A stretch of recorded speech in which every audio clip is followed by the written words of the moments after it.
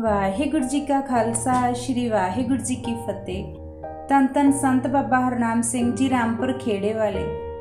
ਸੰਸਾਰ ਵਿੱਚ ਜੀਵਨ ਯਾਤਰਾ 'ਚ ਵਿਚਰਦੇ ਕਈ ਐਸੇ ਸਮੇਂ ਆ ਜਾਂਦੇ ਹਨ ਜਦੋਂ ਅਸੀਂ ਆਪਣੀ ਸੁਰਤ ਨੂੰ ਗੁਰਬਾਣੀ ਦੀ ਅਗਵਾਈ ਤੋਂ ਅਵੇਸਲੇ ਕਰਕੇ ਕਈ ਇੱਕ ਐਸੇ ਪਾਪ ਕਰਮ ਕਰ ਬੈਠਦੇ ਹਾਂ ਜਿਨ੍ਹਾਂ ਦੇ ਕਰਨ ਨਾਲ ਲੋਕ ਵਿੱਚ ਦੁੱਖ ਤੇ ਪ੍ਰਲੋਕ ਵਿੱਚ ਵੀ ਪਾਪਾਂ ਦੇ ਭਾਗੀ ਬਣ ਕੇ ਮਾਲਕ ਤੋਂ ਅਸੀਂ ਸਦਾ ਲਈ ਦੂਰ ਹੋ ਕੇ ਝੂਰਦੇ ਹਾਂ। ਇਹੋ ਜਿਹਾ ਕਰਮ ਕਦੇ ਨਹੀਂ ਕਰਨਾ ਚਾਹੀਦਾ ਹੈ ਜਿਸ ਦੇ ਕਰਨ ਨਾਲ ਅੰਤ ਨੂੰ ਪਛਤਾਣਾ ਹੀ ਪੱਲੇ ਪਵੇ, ਕਿਉਂਕਿ ਇਹੋ ਜਿਹੇ ਕਈ ਕਰਮ ਕਰਦੇ ਹੈ ਉਸ ਦਾ ਫਲ ਉਸ ਨੂੰ ਇੱਥੇ ਤੇ ਅੱਗੇ ਅਵਸ਼ ਭੁਗਤਣਾ ਪੈਂਦਾ ਹੈ। ਸਤਿਗੁਰੂ ਨਾਨਕ ਦੇਵ ਜੀ ਵੀ ਆਸਾ ਦੀ ਵਾਰ ਵਿੱਚ ਫਰਮਾਉਂਦੇ ਹਨ, ਮੰਦਾ ਚੰਗਾ ਆਪਣਾ ਆਪੇ ਹੀ ਕੀਤਾ ਪਾਵਣਾ। ਇੱਕ ਵਾਰ ਸੰਤ ਬਾਬਾ ਹਰਨਾਮ ਸਿੰਘ ਜੀ ਦਾ ਇੱਕ ਪ੍ਰੇਮੀ ਜਲੰਧਰ ਛਾਉਣੀ ਦੇ ਬਿਲਕੁਲ ਨਜ਼ਦੀਕ ਪਿੰਡ ਵਿੱਚ ਰਹਿੰਦਾ ਸੀ, ਜੋ ਗੁਰੂ ਘਰ ਦਾ ਪ੍ਰੇਮੀ ਵੀ ਸੀ, ਪਰ ਦੁਨਿਆਵੀ ਪ੍ਰਭਾਵਾਂ ਅਧੀਨ ਕਈ ਵਾਰੀ ਸੁਰਤ ਦੁਵੇਲ ਵੀ ਹੋ ਜਾਂਦੀ ਸੀ। ਉਸ ਗੁਰਮੁਖ ਨੇ ਆਪਣੀ ਬੱਚੀ ਦਾ ਰਿਸ਼ਤਾ ਦੁਨਿਆਵੀ ਤੌਰ ਤੇ ਇੱਕ ਮਾਇਆਧਾਰੀ ਘਰ ਵਿੱਚ ਕੀਤਾ। ਵਿਆਹ ਦਾ ਦਿਨ ਮੁਕਰਰ ਹੋ ਗਿਆ, ਲੈਣ ਦੇਣ ਦੀਆਂ ਸ਼ਰਤਾਂ ਵੀ ਤੈਅ ਹੋ ਗਈਆਂ। ਅਖੀਰ ਬਰਾਤ ਦੇ ਪ੍ਰਸ਼ਾਦੇ ਦੀ ਗੱਲ ਤੈਅ ਕਰਨ ਤੇ ਬਰਾਤੀ ਘਰ ਵਾਲਿਆਂ ਨੇ ਮਾਸ ਸ਼ਰਾਬ ਦੀ ਮੰਗ ਕੀਤੀ ਸੀ। ਇਸ ਪ੍ਰੇਮੀ ਨੇ ਥੋੜੀ ਨਾ ਨੁੱਕਰ ਤਾਂ ਕੀਤੀ, ਪਰ ਨਾਲ ਹੀ ਮਨ ਵਿੱਚ ਇਹ ਵੀ ਖਿਆਲ ਪ੍ਰਬਲ ਬਣੇ ਕਿ ਜੇ ਮੈਂ ਇਹਨਾਂ ਦੀ ਇਹ ਇੱਛਾ ਪੂਰੀ ਨਾ ਕੀਤੀ ਤਾਂ ਸ਼ਾਇਦ ਕਿਤੇ ਇਹ ਰਿਸ਼ਤੇ ਨੂੰ ਜਵਾਬ ਨਾ ਦੇ ਦੇਣ। ਬਣਨ ਵਾਲੇ ਰਿਸ਼ਤੇਦਾਰਾਂ ਦੇ ਪ੍ਰਭਾਵ ਅਧੀਨ ਮਾਸ ਸ਼ਰਾਬ ਦੀ ਦਾਵਤ ਦੇਣੀ ਮੰਨ ਲਈ। ਆਨੰਦ ਕਾਰਜ ਦੇ ਦਿਨ ਨੇੜੇ ਆਏ ਗਏ। ਲੜਕੀ ਦੇ ਆਨੰਦ ਕਾਰਜ ਦਾ ਸੱਦਾ ਪੱਤਰ ਦੇਣ ਉਹ ਪ੍ਰੇਮੀ ਬਾਬਾ ਜੀ ਪਾਸ ਵੀ ਪੁੱਜ ਕੇ ਬੇਨਤੀ ਕੀਤੀ ਕਿ ਆਪ ਜੀ ਨੇ ਵੀ ਆਨੰਦ ਕਾਰਜ ਸਮੇਂ ਦਰਸ਼ਨ ਦੇਣ ਦੀ ਕਿਰਪਾਲਤਾ ਕਰਨੀ ਹੈ।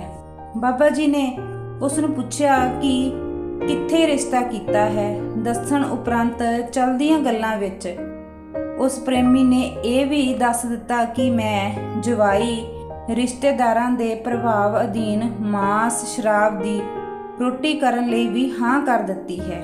ਬਾਬਾ ਜੀ ਨੇ ਉਸ ਪ੍ਰੇਮੀ ਦੀ ਸਾਰੀ ਗੱਲਬਾਤ ਸੁਣ ਕੇ ਇੱਕ ਠੰਡਾ ਜਿਹਾ ਸਾਹ ਲੈ ਕੇ ਉਸ ਨੂੰ ਕਹਿਣ ਲੱਗੇ, ਭਲਿਆ ਲੋਕਾ, ਆਪਣੀ ਸੁਰਤ ਨੂੰ ਦੁਵੇਲ ਕਰਕੇ ਕੁੜਮਾਂ ਦੀ ਦੁਨਿਆਵੀ ਪ੍ਰਭਾਵ ਅਧੀਨ ਗੁਰੂ ਨੂੰ ਪਿੱਠ ਦੇਣੀ ਤੇ ਨਾ ਕਰਨ ਯੋਗ ਕਰਮ ਨੂੰ ਕਰਨਾ ਇਹ ਬਹੁਤ ਮਾੜਾ ਹੈ।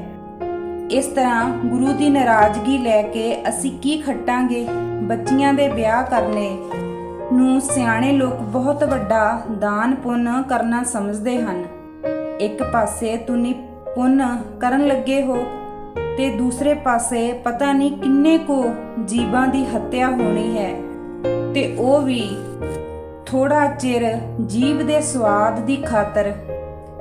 ਵਿਆਹ ਉਪਰੰਤ ਲੜਕੀ ਨੇ ਤਾਂ ਆਪਣੇ ਘਰ ਚੱਲੀ ਜਾਣਾ ਹੈ, ਪਰ ਇੰਨੇ ਜੀਵਾਂ ਦੀ ਹੱਤਿਆ ਦਾ ਕੌਣ ਭਾਗੀ ਬਣੇਗਾ। ਯਾਦ ਰੱਖਣਾ, ਇਹਨਾਂ ਜੀਵਾਂ ਦੀ ਹੱਤਿਆ ਦਾ ਲੇਖਾ ਇੱਥੇ ਅਤੇ ਅੱਗੇ ਤੈਨੂੰ ਹੀ ਦੇਣਾ ਪਵੇਗਾ। ਜੇ ਤੁਹਾਡੀ ਬੀਬੀ ਦਾ ਦਾਣਾ ਪਾਣੀ ਉਸ ਘਰ ਵਿੱਚ ਹੈ ਤਾਂ ਅਵਸ਼ ਉਸਨੇ ਹੀ ਉਸ ਘਰ ਵਿੱਚ ਖਾਣਾ ਹੈ। ਮਾਸ ਸ਼ਰਾਬ ਦੀ ਦਾਵਤਾਂ ਦੇਣ ਨਾਲ ਦਾਣਾ ਪਾਣੀ ਵੱਧ ਤਾਂ ਨਹੀਂ ਜਾਣਾ ਤੇ ਨਾ ਦੇਣ ਨਾਲ ਉਸ ਦਾ ਸੰਬੰਧ ਖਤਮ ਨਹੀਂ ਹੋ ਜਾਣਾ। ਜੇ ਤੁਸੀਂ ਗੁਰਸਿੱਖ ਅੰਮ੍ਰਿਤ ਛਕ ਕੇ ਇਹੋ ਜਿਹੇ ਮੂਰਖਤਾਈ ਵਾਲੇ ਕਰਮ ਕਰਨ ਲੱਗ ਪਏ ਤਾਂ ਬਾਕੀ ਕਿਹੜੇ ਖੂਹ ਖਾਤੇ ਵਿੱਚ ਡਿੱਗਣਗੇ। ਗੁਰਸਿੱਖ ਨੂੰ ਤਾਂ ਆਪਣੇ ਅਸੂਲ ਦਾ ਤਿਆਗ ਨਹੀਂ ਕਰਨਾ ਚਾਹੀਦਾ। ਜੋ ਅਸੂਲ ਦਾ ਤਿਆਗ ਕਰ ਦਿੰਦਾ ਹੈ ਉਸ ਦੇ ਪੱਲੇ ਲੋਕ ਪ੍ਰਲੋਕ ਦੇ ਵਿੱਚ ਧੱਕੇ ਹੀ ਪੈਂਦੇ ਹਨ। ਜੇ ਤੁਸੀਂ ਗੁਰਸਿੱਖ ਸੱਜ ਕੇ ਇਹੋ ਜਿਹੇ ਕਰਮ ਕਰੋਗੇ ਤਾਂ ਬਾਕੀਆਂ ਨੂੰ ਕਿਸ ਮੂੰਹ ਨਾਲ ਅਸੀਂ ਇਹਨਾਂ ਮਾੜੇ ਕਰਮਾਂ ਤੋਂ ਬਚਣ ਲਈ ਕਹਿ ਸਕਦੇ ਹਾਂ? ਕਹਿਣ ਉਹ ਹੀ ਸਕਦਾ ਹੈ ਜੋ ਆਪ ਅਮਲੀ ਜੀਵਨ ਦਾ ਧਾਰਨੀ ਹੈ। ਜੋ ਦਿਖਾਵੇ ਵਿੱਚ ਹੋਰ ਹੈ ਤੇ ਕਰਨੀ ਵਿੱਚ ਕੁਝ ਹੋਰ ਹੈ, ਉਹ ਗੁਰੂ ਦਰ ਪ੍ਰਵਾਨ ਨਹੀਂ ਹੁੰਦਾ। ਸੋ ਅਜੇ ਵੀ ਸਮਾਂ ਹੈ, ਵਿਚਾਰ ਕਰ ਲਵੋ, ਗੁਰੂ ਹੁਕਮ ਨੂੰ ਵਿਚਾਰੋ। ਉਹ ਪ੍ਰੇਮੀ ਨਿੰਮੋ ਝੂਣਾ ਹੋਇਆ ਆਪ ਜੀ ਦੇ ਬਚਨ ਸੁਣੀ ਗਿਆ ਤੇ ਅੰਤ ਵਿੱਚ ਆਨੰਦ ਕਾਰਜ ਦੇ ਸਮੇਂ ਸ਼ਾਮਲ ਹੋਣ ਲਈ ਆਪ ਜੀ ਨੂੰ ਬੇਨਤੀ ਕੀਤੀ। ਆਪ ਜੀ ਨੇ ਉੱਤਰ ਦਿੱਤਾ ਕਿ ਇਹੋ ਜਿਹੇ ਆਨੰਦ ਕਾਰਜ ਦੇ ਸਮੇਂ ਜਿੱਥੇ ਜੀਵ ਦੇ ਸਵਾਦ ਦੀ ਖਾਤਰ ਜੀਵਾਂ ਦਾ ਘਾਤ ਕੀਤਾ ਜਾਣਾ ਹੈ, ਜਿੱਥੇ ਗੁਰੂ ਦੇ ਦੱਸੇ ਮਾਰਗ ਦਾ ਤਿਆਗ ਕਰਕੇ ਲੋਕਾਚਾਰੀ ਲਈ ਅਸੂਲ ਦਾ ਤਿਆਗ ਕੀਤਾ ਜਾਣਾ ਹੈ, ਸਾਡਾ ਸ਼ਾਮਲ ਹੋਣਾ ਮੁਸ਼ਕਲ ਹੈ। ਥੋੜਾ ਚਿਰ ਬੈਠ ਕੇ ਉਹ ਪ੍ਰੇਮੀ ਆਪਣੇ ਨਗਰ ਚਲਾ ਗਿਆ। ਨਿਯਮਤ ਕੀਤੇ ਦਿਨ ਬਰਾਤ ਆਈ। ਇੱਕ ਪਾਸੇ ਗੁਰੂ ਮਹਾਰਾਜ ਜੀ ਦਾ ਪ੍ਰਕਾਸ਼ ਕਰਕੇ ਆਨੰਦ ਕਾਰਜ ਹੋ ਰਿਹਾ ਹੈ ਤੇ ਦੂਸਰੇ ਪਾਸੇ ਥੋੜੀ ਦੂਰ ਹੀ ਸੋਗ ਵਿੱਚ ਗ੍ਰਸੇ ਹੋਏ ਮੈਂ ਕਰਦੇ ਛੇਲੇ ਕਿਸੇ ਦੀ ਜੀਵ ਦਾ ਸਵਾਦ ਪੂਰਾ ਕਰਨ ਲਈ ਆਪਣੀ ਅੰਤ ਦੀ ਉਡੀਕ ਕਰ ਰਹੇ ਹਨ। ਦੁਪਹਿਰ ਤੱਕ ਇਹ ਆਨੰਦ ਕਾਰਜ ਤੇ ਸੋਖ ਦਾ ਰਲਮਾ ਸਮਾਗਮ ਸਮਾਪਤ ਹੋਇਆ। ਬਰਾਤੀ ਖਾ ਪੀ ਕੇ ਡਿੱਗਦੇ ਢਹਿੰਦੇ ਆਪਣੇ ਘਰੀ ਪੁੱਜੇ। ਉਹਨਾਂ ਪਾਸੋਂ ਬਚਿਆ ਖੁਚਿਆ ਮਾਲ ਮਾਂਝੀਆਂ ਨੇ ਚਰੂੰਡ ਸੁੱਟਿਆ ਤੇ ਰਹਿੰਦੀ ਸ਼ਰਾਬ ਵੀ ਪੀ ਕੇ ਕੋਈ ਕਿਤੇ ਪੈ ਡਿੱਗਿਆ ਤੇ ਕੋਈ ਕਿਤੇ। ਇੱਕ ਗੱਲੋਂ ਤਾਂ ਮੌਜ ਸੀ ਕਿ ਘਰ ਵਾਲਿਆਂ ਨੂੰ ਬਿਸਤਰਿਆਂ ਦੀ ਜਾਂ ਉਹਨਾਂ ਦੇ ਆਦਰ ਮਾਣ ਕਰਨ ਦੀ ਚਿੰਤਾ ਨਹੀਂ ਸੀ। ਉਹਨਾਂ ਦੇ ਆਦਰ ਮਾਣ ਕਰਨ ਵਾਲੇ ਕੋਈ ਹੋਰ ਹੀ ਸਨ, ਜਿਨ੍ਹਾਂ ਦਾ ਕੋਈ ਕਹਿ ਹੀ ਨਹੀਂ ਸਕਦਾ ਤੇ ਉਹ ਲਿਖਣਾ ਵੀ ਜਾਂ ਸੁਣਾਉਣਾ ਵੀ ਕੋਈ ਜੋਗ ਦੀ ਗੱਲ ਨਹੀਂ ਹੈ। ਮੁਕਤੀ ਗੱਲ, ਲੜਕੀ ਆਪਣੇ ਘਰ ਗਈ ਤੇ ਸਰਦਾਰ ਜੀ ਤੀਜੇ ਦਿਨ ਕਿਸੇ ਕੰਮ ਜਲੰਧਰ ਛਾਉਣੀ ਗਏ ਤੇ ਸਕੂਟਰ ਦਾ ਐਕਸੀਡੈਂਟ ਹੋ ਗਿਆ, ਜਿਸ ਨਾਲ ਚੂਲਾ ਟੁੱਟ ਗਿਆ। ਉੱਥੋਂ ਸਰਦਾਰ ਜੀ ਨੂੰ ਦੁੱਖ ਨਾਲ ਚਿਰਲਾਉਂਦਿਆਂ ਨੂੰ ਕੁਝ ਜਾਣੂ ਸੱਜਣਾ ਨੇ ਕਾਰ ਵਿੱਚ ਪਾ ਕੇ ਹਸਪਤਾਲ ਪਹੁੰਚਾਇਆ। ਉਹਨਾਂ ਨੇ ਜਵਾਬ ਦੇ ਦਿੱਤਾ ਕਿ ਇਹ ਇੱਥੇ ਠੀਕ ਨਹੀਂ ਹੋ ਸਕਦੇ, ਇਹਨਾਂ ਦੇ ਚੂਲੇ ਦਾ ਆਪਰੇਸ਼ਨ ਕਰਕੇ ਸਟੀਲ ਦੀ ਰਾੜ ਪਵੇਗੀ, ਜਿਸ ਦਾ ਇੱਥੇ ਇੰਤਜ਼ਾਮ ਨਹੀਂ ਹੈ। ਪਰ ਘਰ ਵਾਲਿਆਂ ਨੇ ਬਹੁਤਾ ਜ਼ੋਰ ਪਾਉਣ ਤੇ ਕਿ ਥੋੜਾ ਦਰਦ ਘਟੇਗਾ ਤਾਂ ਅਸੀਂ ਇਹਨਾਂ ਨੂੰ ਵੱਡੇ ਹਸਪਤਾਲ ਵਿੱਚ ਲੈ ਜਾਵਾਂਗੇ। ਡਾਕਟਰ ਉਹਨਾਂ ਨੇ ਪੈਰ ਨੂੰ ਭਾਰ ਬੰਨ੍ਹ ਕੇ ਮੰਜੇ ਤੇ ਆਰਾਮ ਲਈ ਪਾ ਦਿੱਤਾ। 5-6 ਦਿਨ ਐਸੀ ਹਾਲਤ ਵਿੱਚ ਅਤ ਦੁੱਖ ਵਿੱਚ ਦਿਨ ਰਾਤ ਚੀਕ ਪੁਕਾਰ ਕਰਦਿਆਂ ਬੀਤੇ। ਇਸ ਦੁੱਖ ਨੂੰ ਤਾਂ ਉਹੀ ਜਾਣਦੇ ਹਨ, ਪਰ ਜੋ ਖਬਰ ਸੁਰਤ ਲੈਣ ਜਾਂਦਾ ਸੀ, ਉਹਨਾਂ ਦੀਆਂ ਕੁਰਲਾਹਟਾਂ ਸੁਣ ਕੇ ਉਸਦਾ ਵੀ ਦਿਲ ਕੰਬਣ ਲੱਗ ਜਾਂਦਾ ਸੀ। ਡਾਕਟਰ ਨੇ ਵਾਰ-ਵਾਰ ਕਹਿਣ ਤੇ ਪਰਿਵਾਰ ਦੇ ਮੈਂਬਰ ਸਰਦਾਰ ਜੀ ਨੂੰ ਵੱਡੇ ਹਸਪਤਾਲ ਲਿਜਾਣ ਦੀ ਥਾਂ ਘਰ ਲੈ ਆਏ ਤੇ ਦੇਸੀ ਸਿਆਣੇ ਪਾਸੋਂ ਚੂਲਾ ਚੜਾਉਣ ਤੇ ਮਲਣ ਮਲਾਈ ਦਾ ਕੰਮ ਸ਼ੁਰੂ ਕਰ ਦਿੱਤਾ। ਤਕਰੀਬਨ 3 ਮਹੀਨੇ ਅਤ ਦੁੱਖ ਸਹਿਣ ਮੰਜੇ ਉੱਪਰ ਹੀ ਸਾਰੀ ਕਿਰਿਆ ਕਰਦੇ ਰਹੇ। ਪ੍ਰਾਏ ਅਧੀਨ ਵਸ ਪੈ ਕੇ ਦਿਨ ਕੱਟਦੇ ਰਹੇ। ਚੌਥੇ ਮਹੀਨੇ ਥੋੜਾ ਆਰਾਮ ਆਇਆ ਤੇ ਮੰਜੇ ਤੇ ਬੈਠਣ ਲੱਗ ਪਏ। ਇਸ ਔਖੇ ਸਮੇਂ ਵਿੱਚ ਉਹਨਾਂ ਪਾਸ ਜੋ ਵੀ ਬਿਮਾਰ ਪੇਸ਼ੀ ਵਾਸਤੇ ਜਾਂਦਾ, ਉਸ ਨੂੰ ਉਹ ਇਹੀ ਆਪ ਮੁਹਾਰੇ ਕਹਿਣ ਕਿ ਮੈਨੂੰ ਬੇਜਵਾਨਾਂ ਦੀ ਹੱਤਿਆ ਲੈ ਬੈਠੀ ਹੈ। ਮੈਂ ਨਵੇਂ ਬਣਨ ਵਾਲੇ ਕੁੜਮਾਂ ਦੀ ਖੁਸ਼ੀ ਲੈਣ ਲਈ ਇਹ ਜੀਵ ਹੱਤਿਆ ਕਰਵਾਈ, ਜਿਸ ਦਾ ਫਲ ਮੈਨੂੰ ਇਸ ਦੁੱਖ ਰਾਹੀਂ ਭੋਗਣਾ ਪੈ ਰਿਹਾ ਹੈ। ਪਹਿਲੇ ਇਹਨਾਂ ਦਿਨਾਂ ਵਿੱਚ ਜਦੋਂ ਜ਼ਿਆਦਾ ਤਕਲੀਫ ਸੀ, ਸਰਦਾਰ ਜੀ ਨੇ ਬਾਬਾ ਜੀ ਨੂੰ ਬੇਨਤੀ ਭੇਜੀ ਕਿ ਕਿਰਪਾ ਕਰਕੇ ਮੈਨੂੰ ਦਰਸ਼ਨ ਜ਼ਰੂਰ ਦੇਵੋ। ਬਾਬਾ ਜੀ ਨੇ ਬਚਨ ਨਹੀਂ ਮੰਨਿਆ। ਜਿਵੇਂ ਕਿ ਮਹਾਂਪੁਰਸ਼ਾਂ ਦਾ ਸੁਭਾਅ ਦਿਆਲੂ ਸੀ, ਫਿਰ ਇੱਕ ਦਿਨ ਆਪ ਜੀ ਨੇ ਉਹਨਾਂ ਦੀ ਖਬਰ ਸਾਰ ਲੈਣ ਲਈ ਜਾਣ ਦਾ ਵਿਚਾਰ ਬਣਾਇਆ। ਕਿਉਂਕਿ ਬਾਬਾ ਜੀ ਬਹੁਤ ਦਿਆਲੂ ਸੁਭਾਅ ਦੇ ਸਨ, ਪਰ ਬਾਬਾ ਜੀ ਨੇ ਉਸ ਨੂੰ ਇਹ ਕਰਮ ਕਰਨ ਤੋਂ ਪਹਿਲਾਂ ਵੀ ਮਨਾ ਕੀਤਾ ਸੀ। ਆਪ ਨੇ ਜਾਣ ਤੇ ਉਹ ਪ੍ਰੇਮੀ ਜ਼ੋਰ-ਜ਼ਾਰ ਰੋ ਕੇ ਮਾਫੀ ਮੰਗਣ ਲੱਗਾ ਤੇ ਬਾਬਾ ਜੀ ਨੇ ਸੁਤੇ ਸਿੱਧ ਉਸ ਨੂੰ ਦਿਲਾਸਾ ਦਿੱਤਾ ਤੇ ਉਹ ਪ੍ਰੇਮੀ ਕਹਿਣ ਲੱਗਾ, ਬਾਬਾ ਜੀ ਮੈਂ ਤੋਂ ਬਹੁਤ ਵੱਡੀ ਭੁੱਲ ਹੋ ਗਈ ਹੈ। ਮੈਂ ਬੰਨਣ ਵਾਲੇ ਕੁੜਮਾਂ ਦੇ ਪ੍ਰਭਾਵ ਅਧੀਨ ਆ ਕੇ ਗੁਰਮਤ ਦੇ ਅਸੂਲ ਦਾ ਤਿਆਗ ਕੀਤਾ ਸੀ। ਤੁਸੀਂ ਕਿਰਪਾ ਕਰਕੇ ਮੈਨੂੰ ਬਖਸ਼ ਦਿਓ। ਬਾਬਾ ਜੀ ਨੇ ਉਸ ਦੀ ਬੇਨਤੀ ਸੁਣ ਕੇ ਕਹਿਣ ਲੱਗੇ, ਸਰਦਾਰ ਜੀ ਇਹ ਤੁਹਾਨੂੰ ਭੁਲੇਖਾ ਹੈ। ਬਖਸ਼ਣ ਵਾਲਾ ਤਾਂ ਉਹ ਗੁਰੂ ਮਾਲਕ ਹੈ। ਕੋਈ ਬੰਦਾ ਕਿਸੇ ਦੇ ਪਾਪ ਕਰਮਾਂ ਨੂੰ ਬਖਸ਼ ਨਹੀਂ ਸਕਦਾ। ਸੋ ਉਸ ਮਾਲਕ ਅੱਗੇ ਆਪਣੀ ਗਲਤੀ ਮੰਨ ਕੇ ਖਿਮਾ ਮੰਗੋ। ਅਸੀਂ ਤਾਂ ਤੁਹਾਨੂੰ ਬੇਨਤੀ ਕਰ ਦਿੱਤੀ ਸੀ ਪਰ ਤੁਸੀਂ ਮੰਨੀ ਨਹੀਂ।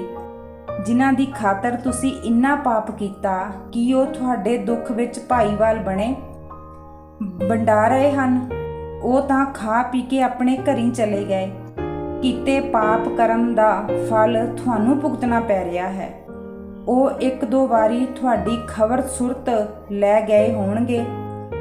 ਇੱਥੇ ਹੀ ਬਸ ਨਹੀਂ, ਅਜੇ ਇਹ ਕੀਤੇ ਹੋਏ ਪਾਪ ਕਰਮਾਂ ਦਾ ਥੋੜਾ ਭੁਗਤਾਨ ਹੋਇਆ ਹੈ।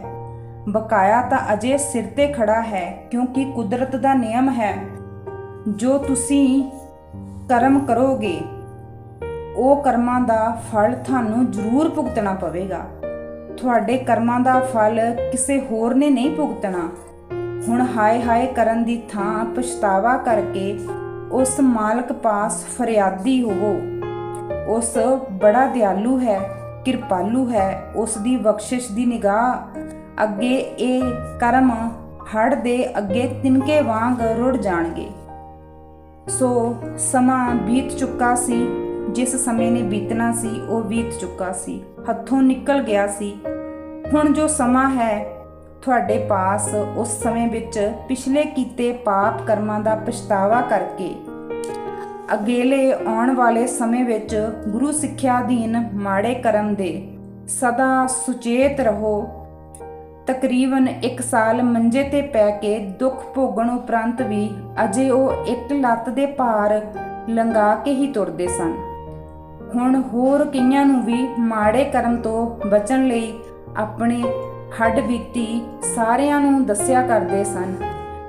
ਜੀਵ ਨੂੰ ਕਦੇ ਵੀ ਮਾੜੇ ਕਰਮ ਨਹੀਂ ਕਰਨੇ ਚਾਹੀਦੇ। ਜਿਸ ਤਰ੍ਹਾਂ ਬਾਬਾ ਫਰੀਦ ਜੀ ਫਰਮਾਨ ਕਰਦੇ ਹਨ ਕਿ ਕੋਈ ਮਨੁੱਖ ਖੇਤ ਵਿੱਚ ਕਿੱਕਰ ਦੇ ਬੀਜ ਬੀਜੇ ਤੇ ਉਹਨਾਂ ਦੇ ਬੀਜਾਂ ਤੋਂ ਬਣੇ ਕਿੱਕਰ ਦੇ ਦਰਖਤਾਂ ਤੋਂ ਆਸ ਇਹੋ ਕਰੇ ਕਿ ਮੈਨੂੰ ਪਿਜੌਰ ਦੇਸ਼ ਦੇ ਸੋਹਣੇ ਮਿੱਠੇ ਅੰਗੂਰ ਪ੍ਰਾਪਤ ਹੋਣ, ਇਹ ਕਦੀ ਨਹੀਂ ਹੋ ਸਕਦਾ। ਕਿੱਕਰ ਤੋਂ ਤਾਂ ਕੌੜੀਆਂ ਫਲੀਆਂ ਤੇ ਸੂਲਾਂ ਹੀ ਪ੍ਰਾਪਤ ਹੋਣਗੀਆਂ। ਕੋਈ ਮਨੁੱਖ ਧਾਗਾ ਤਾਂ ਉੱਨ ਦਾ ਕੱਤੇ ਤੇ ਆਸ ਰੱਖੇ ਕਿ ਇਸ ਉੱਨ ਦੇ ਧਾਗੇ ਤੋਂ ਮੈਨੂੰ ਨਰਮਲ ਰੇਸ਼ਮ ਦਾ ਧਾਗਾ ਪ੍ਰਾਪਤ ਹੋਵੇਗਾ, ਇਹ ਕਦੇ ਨਹੀਂ ਹੋ ਸਕਦਾ। ਉਸ ਦੇ ਧਾਗੇ ਤੋਂ ਤਾਂ ਖੁਰਦਰਾ ਕੰਬਲ ਹੀ ਬਣੇਗਾ। ਸਤਿਗੁਰੂ ਨਾਨਕ ਪਾਤਸ਼ਾਹ ਜੀ ਇਹ ਸਪਸ਼ਟ ਕਰਦੇ ਹਨ ਕਿ ਜੀਵ ਆਪੇ ਬੀਜ ਆਪੇ ਹੀ ਖਾ। ਜਿਹੋ ਜਿਹਾ ਕਰਮ ਕਰੇਗਾ ਉਹੋ ਜਿਹਾ ਹੀ ਫਲ ਪਾਵੇਗਾ। ਜਿਹੋ ਜਿਹਾ ਉਹ ਬੀਜੇਗਾ ਭਾਵ ਕਰਮ ਕਰੇਗਾ, ਉਸ ਦਾ ਫਲ ਤੈਨੂੰ ਹੀ ਭੁਗਤਣਾ ਪਵੇਗਾ। ਕੋਈ ਵੀ ਮਨ, ਬਚਨ ਜਾਂ ਸਰੀਰ ਨਾਲ ਕਰਮ ਕਰਨਾ ਹੋਵੇ, ਉਸ ਨੂੰ ਗੁਰਬਾਣੀ ਦਰਸਾਈ ਗੁਰਬਾਣੀ ਦੀ ਕਸਵੱਟੀ ਤੇ ਪਰਖ ਕੇ ਫਿਰ ਉਸ ਕਰਮ ਨੂੰ ਕਰਨਾ ਚਾਹੀਦਾ ਹੈ। ਗੁਰੂ ਅਗਵਾਈ ਅਧੀਨ ਹੀ ਚੱਲਣ ਨਾਲ ਸੁੱਖ ਹੈ। ਉਹ ਸਿੱਖ ਹੀ ਨਹੀਂ ਹੈ ਜੋ ਗੁਰੂ ਭਾਣੇ ਦੇ ਅਨੁਸਾਰ ਨਾ ਚੱਲੇ। ਸੋ ਗੁਰੂ ਜੀ ਦੀ ਅਗਵਾਈ ਨੂੰ ਨਜ਼ਰੋਂ ਪਲੋਖੇ ਕਰਕੇ ਮਨ ਦੇ ਅਧੀਨ ਚੱਲਦੇ ਹੈ, ਉਹ ਪ੍ਰਾਣੀ ਗੁਰੂ ਤੋਂ ਦੂਰ ਹੋ ਕੇ ਅਨੇਕ ਪ੍ਰਕਾਰ ਦੇ ਦੁੱਖ ਭੋਗਦੇ ਹਨ। ਇਸ ਤਰ੍ਹਾਂ ਕਰਮ ਕਰਨ ਲੱਗਿਆਂ ਗੁਰੂ ਮਹਾਰਾਜ ਜੀ ਦੀ ਦਿੱਤੀ ਹੋਈ ਸਿੱਖਿਆ ਨੂੰ ਜ਼ਰੂਰ ਆਪਣੇ ਮਨ ਵਿੱਚ ਵਿਚਾਰਨਾ ਚਾਹੀਦਾ ਹੈ। ਵਾਹਿਗੁਰੂ ਜੀ ਕਾ ਖਾਲਸਾ, ਵਾਹਿਗੁਰੂ ਜੀ ਕੀ ਫਤਿਹ।